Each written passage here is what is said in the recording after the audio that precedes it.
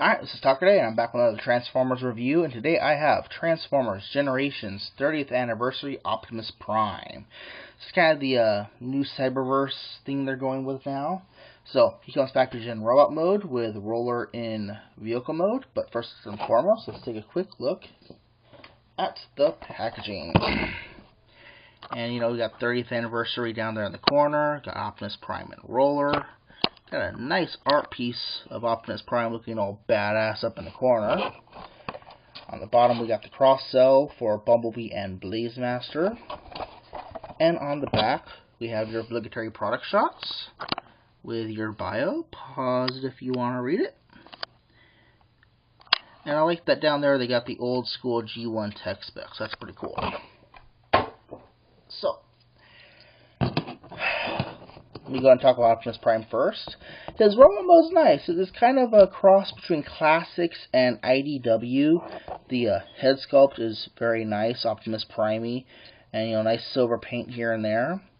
Got some good molded in detail. You got the Autobot insignia right there on his chest. Minimalistic backpack, but it is a little kibbly.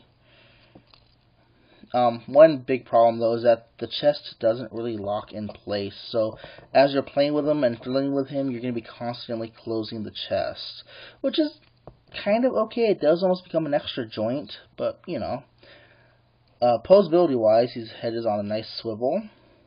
He's got shoulder joints are on a ball joint, and this panel can lift up, so you can lift the arms all the way out. You got a ball jointed elbow, no wrist articulation. You have a waist articulation, ball jointed hips, and ball jointed knees. And see, here's what I'm talking about right here. As I'm playing with it, I'm accidentally untransforming and I'm pushing the head down. It doesn't really lock in place. Before I go and talk about Roller, let's go ahead and bring in my Cyberverse comparison. This is Cyberverse Dreadwing, and they're about the same height, really. But it just seems to me like Dreadwing is a bit bulkier. Maybe that's just me. It just seems that way. So, yeah. Oh, one thing I really do like, though, is that his hands are 5mm pegs. So I can take this gun from Human Alliance Thunderhead, and he can hold it. It's a little big on him, but he can hold almost all your other weapons, which is great. I really do like that. Let's go ahead and talk about Roller now. Now, Roller is Optimus Prime's longtime little scout buddy, who now essentially has a legitimate own robot toy. Correct me if I'm wrong, go ahead. He's a little six-wheeled probe doom buggy SUV on steroids, kind of. So yeah, and you can take Optimus Prime's gun, which is a nicely molded, kind of very simple, but nicely molded, unpainted. And one thing I want to comment on is this back piece here seems like it plugs in somewhere else. I'm not exactly sure where, though. So, in order to transform Roller to his robot mode, what you're going to do is you're going to stand him up and lift up the arms. That's seriously, that's it. Yeah. Okay, so what do you expect? He's a triple changer target master. So there's the head sculpt right there. The head sculpt's plain, flat, but it's alright, it does what it does. So for his gun mode, what you do is you're going to push on the rear of the car and fold it all the way back, and flip down the handle, and flip it over, and peg in Optimus Prime's gun. And Roller can hold this gun in robot mode using that same peg, though it's giant and huge and unwieldy. Another thing I want to comment on is that best back wheel set is its own just barbell wheels, which do not roll very well at all. So put that back in there. And yeah, of course, Optimus Prime can hold Roller in gun mode, but it is bulky and big, and if you do certain poses, yeah. The one pose I really do enjoy is you extend the handle back as far as it'll go. You bring the other hand over. Come on. Yeah. Peg it on there like that. Straighten things all out.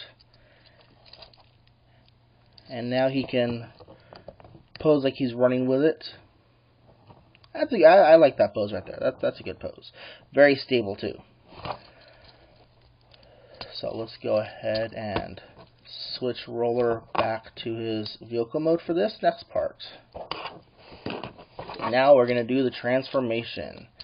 And Optimus Prime cannot wait. So, you're going to start like that, okay? Pull the chest out as far as it'll go, and push the head down.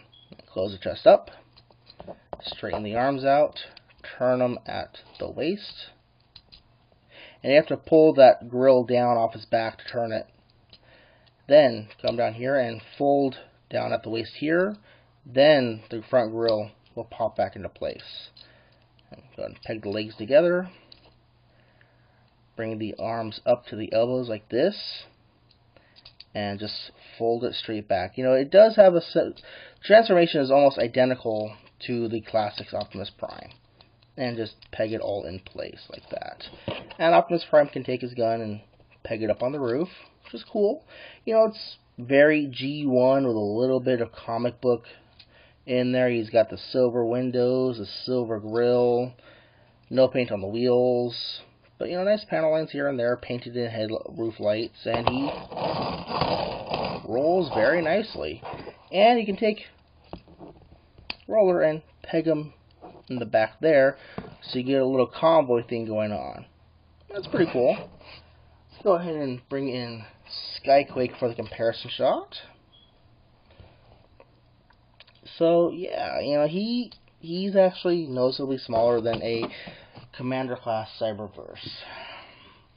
Picked this up for $10 at my local Walmart, and I'm not sure if I feel cheated. It's a good figure, don't get me wrong, it's a solid figure, just it feels small. You know, I really thought we were getting back out of these smaller vehicles at higher prices. I really do think he should be like a $7 or an $8 figure.